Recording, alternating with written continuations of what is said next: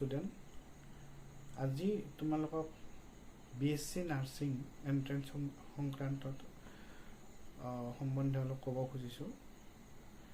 এই বিএসসি তোমালোকৰ পঢ়া বুলি যাক কোৱা হয় বা বেলেগ এটা মানে বৃত্তিমুখী শিক্ষা এটা অধ্যয়ন কৰিব বিচাৰা, যিটো নেকি এটা ভাল বুলিয়ে ভাবোঁ মই। কাৰণ আজিকালি তোমাৰ ডাইৰেক্টলি বিএস তো হাই ছেকেণ্ডেৰী পঢ়াৰ পিছত তোমালোকৰ এটা অপশ্যন থাকে মেডিকেল লাইনত যাব পৰা। স্পেচিয়েলি যিখিনি আমাৰ ছায়েন্সৰ ষ্টুডেণ্ট আছে, ছায়েন্সৰ ষ্টুডেণ্টখিনিৰ সেই এটা ভাল এটা অপশ্যন আছে যে মেডিকেল ৰিলেটেড কোৰ্চত তেওঁলোকে এডমিশ্যন ল'ব পাৰে। তো ইয়াৰে কিন্তু এটা কথা কি যে যিবিলাক তোমাৰ ভাল ষ্টুডেণ্ট মানে সাপোজ 80-90% এবভ যিখিনি ষ্টুডেণ্ট আছে জেনেৰেল কাষ্টৰ, তেওঁলোকে জেনেৰেলি আমাৰ যিটো মেডিকেল আছে ডক্টৰ বা ইঞ্জিনিয়াৰ এই ধৰণৰ হ'ব বিচাৰে। কিন্তু সকলোৰে ধৰা 80% বা তাতকৈ বেছি বা 90% এবভ মাৰ্ক পোৱাটো অলপ ইমান ইজি নহয়, বা সকলোৰে ধৰা ইমানখিনি কেলিবাৰ নাথাকে যে 90% পাব চবে। তো যিসকলে ধৰা 90% নাপায় বা এটা ভাল পাৰ্চেণ্ট পায়, তেওঁলোকে বিএসসি নাৰ্ছিং ট্ৰাই কৰিব পাৰে। বিএসসি নাৰ্ছিঙৰ এটা কথা কি তোমালোকৰ, কিন্তু এই এটা কথা কৈ দিওঁ যে মেডিকেল বা নাৰ্ছিং যিটো লাইন আছে সেইটো কিন্তু এটা ইজি লাইন নহয়। কিন্তু মানে মাৰ্ক চাৰ্ক এইবিলাকতো থৈ দিয়া, এইবিলাক পিছৰ কথা হৈ পৰে। মেইন কথা হ'ল কি তোমালোকৰ যদি ভাল একজন ডক্টৰ বা ভাল একজন যদি নাৰ্ছ হ'ব লাগে, প্ৰথম লাগিব ডেডিকেশ্যন লাগিব বা মানুহক সেৱা শুশ্ৰূষা কৰিব পৰা এটা মানে অন্তৰ এখন লাগিব। তো সেই বস্তুটো যদি তোমালোকৰ আছে বুলি ভাবা, তেতিয়াহে মোৰ মতে এই বিএসসি নাৰ্ছিং হওক বা মেডিকেলত যোৱাটো ভাল হ'ব। কাৰণ এনেকুৱা বহুত ষ্টুডেণ্ট আছে যি হয়তো একাডেমিকেলি বহুত ভাল, কিন্তু ৰিজাল্টটো ভাল, কিন্তু তেওঁলোকে ভাল ডক্টৰ হয়তো হ'ব নোৱাৰে। তো তাৰ কাৰণ তোমাৰ অলপ সেয়াও হ'ব পাৰে যে অকল একাডেমিকেলি চুপিৰিয়ৰ হ'লে যে তেওঁজন ভাল ডক্টৰ হ'ব পাৰিব তেনে কোনো কথা নাই। ঠিক আছে। তো বিএসসি নাৰ্ছিং সম্বন্ধে যিবিলাকে জানিব বিচাৰা এই ভিডিঅ'টো চাব পৰা। তো প্ৰথম কথা হ'ল কি বিএসসি নাৰ্ছিং অসমত তোমাৰ এটা কমন এন্ট্ৰেন্স এক্সাম হয়, CCE বুলি কয়, আৰু এইটো তোমাৰ কণ্ডাক্ট কৰে SHUHS Srimanta Sankardev university of health science. তো এইখনে তোমাৰ কণ্ডাক্ট কৰে। তো এইখন এখন চেন্ট্ৰেল নহয়, মানে আমাৰ অসম চৰকাৰৰ গভৰ্ণমেণ্ট অফ আছাম আণ্ডাৰটেকিং এটা এক্সামৰ কাৰণে একচুৱেলি পাতে।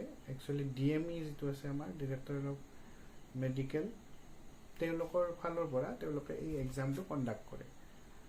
তো এইখিনি তোমাৰ বিএসসি নাৰ্ছিঙৰ যিখিনি মেইন টপিক আছে এইখিনিয়ে। যিটো তোমালোকৰ এক্সামটোৰ বিষয় আছে, এইখিনি তোমাৰ মেইন বস্তু যে কোৰ্চটো 4 years হ'ব তোমালোকৰ, আৰু এডুকেশ্যন কোৱালিফিকেশ্যন লাগিব, ছায়েন্স লাগিব, হাই ছেকেণ্ডেৰী ক্লিয়াৰ, হাই ছেকেণ্ডেৰীত আৰু 50% মাৰ্ক লাগিব তোমাৰ ফিজিক্স, কেমেষ্ট্ৰি আৰু বায়'লজি।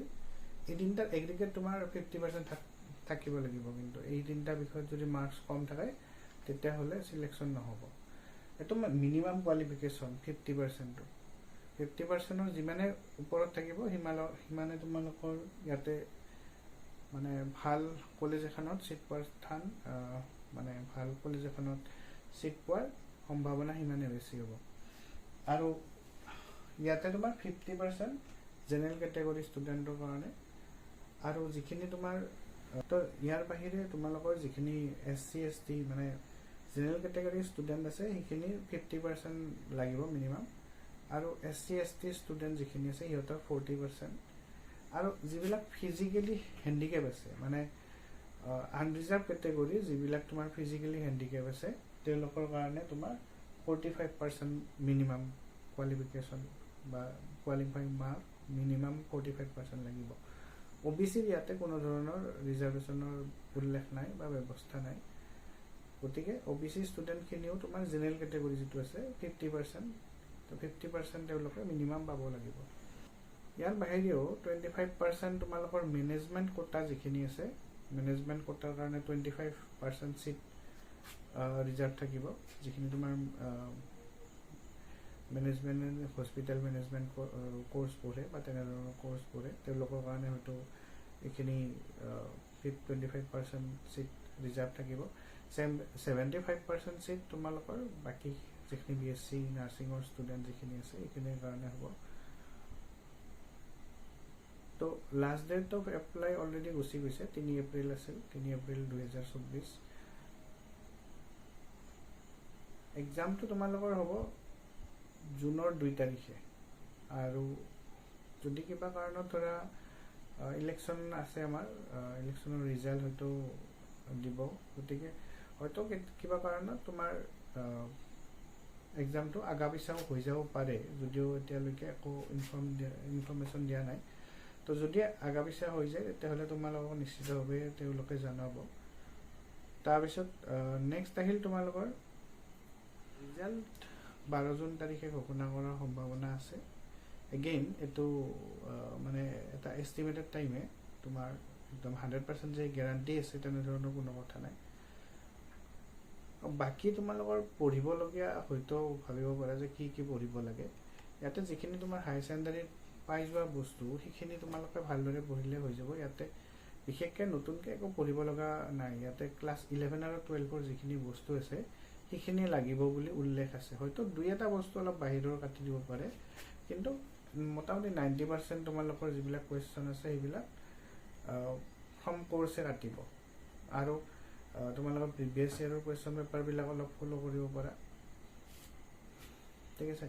বাকী এক্সামটোৰ কাৰণে তোমালোকক মোৰ ফালৰ পৰা শুভেচ্ছা থাকিল, আৰু ভালদৰে এটেম্প কৰা।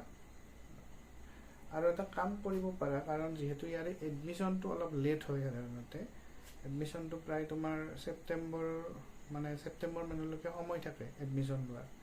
গতিকে তোমালোকৰ যদি এনেধৰণৰ অৱস্থা হয় যে মানে ডাউট আছে মনত যে হয়তো এডমিশ্যন বা পাওঁ না, এডমিশ্যন হয় না নাই একো গেৰাণ্টি নাই, মাৰ্কছ কম আছে, গতিকে তোমালোকে ডিগ্ৰীৰ এডমিশ্যনটো লৈ থ'ব পাৰা কিবা কাৰণত। নাইবা কিছুমানৰ এনেকুৱা হয় যে নাৰ্ছিঙত এডমিশ্যনটো লৈছোঁ, কিন্তু কেতিয়াবা কি কৰে যে এডমিশ্যন লোৱাৰ পিছত সিহঁতৰ মনটো সলনি হয়, এগেইন আহি ডিগ্ৰী লেভেলত এডমিশ্যনটো লয়। তো যদি সেইটো কৰাতকৈ তোমালোকে ডিগ্ৰী লেভেলত অলৰেডি এডমিশ্যনটো লৈয়ে থ'ব পাৰা। যদি কিবা কাৰণত ধৰা এনেকুৱা হৈ যায় যে তোমালোকৰ BSc নাৰ্ছিঙৰ কোৰ্চটো বেছি টাফ লাগে বা বেছি অলপ প্ৰব্লেম পোৱা, তেতিয়াহ'লে তোমালোকে এগেইন ডিগ্ৰী লেভেলত ল'ব পাৰা। এইটো একো বেয়া কথা নহয় ধৰা, কাৰণ জোৰ জবৰদস্তি কৰি এনেই তোমালোকে এটা কোৰ্চত এডমিশ্যন ল'লে তোমালোকৰ পিছত বেছিহে প্ৰব্লেম হ'ব। গতিকে আৰু যদি ভালে পোৱা বা আৰু যদি তোমালোকৰ ইয়াৰ লগত ভালদৰে মিলিব পাৰা তেতিয়াহ'লেতো ভালে। বাকী যিখিনি ষ্টুডেণ্ট আছে সেইখিনিক মই এগেইন কৈ দিছোঁ যে প্ৰেক্টিছটো কৰি থাকিবা। প্ৰেক্টিছ এৰি দিলে কিন্তু মাৰ্কছৰ ওপৰত ইফেক্ট পৰে। তোমালোকে হাই ছেকেণ্ডেৰীত যিখিনি মাৰ্ক পাইছা তাতকৈও হয়তো কোৱালিফাইঙত এগেইন কম মাৰ্কছ পাই যাব পাৰা যদি প্ৰেক্টিছ কৰি নাথাকা। গতিকে প্ৰেক্টিছটো ভালদৰে কৰা আৰু এক্সামটো ভালদৰে দিয়া। মোৰ বিশ্বাস এক্সাম ভালে হ'ব তোমালোকৰ, ঠিক আছে। আজিৰ কাৰণে এইটো ভিডিঅ' ইয়াত